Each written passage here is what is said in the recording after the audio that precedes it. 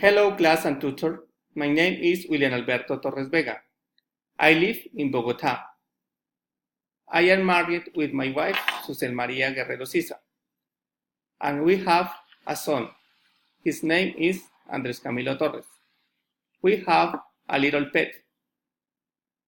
Its name is Toby. I work in Colombia's army, and I am studying in una university. Finally, I'm going to compare two parks. Park number 1 and park number 2.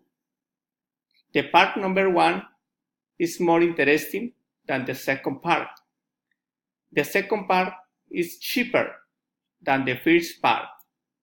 In the first park are more attractions than the second park.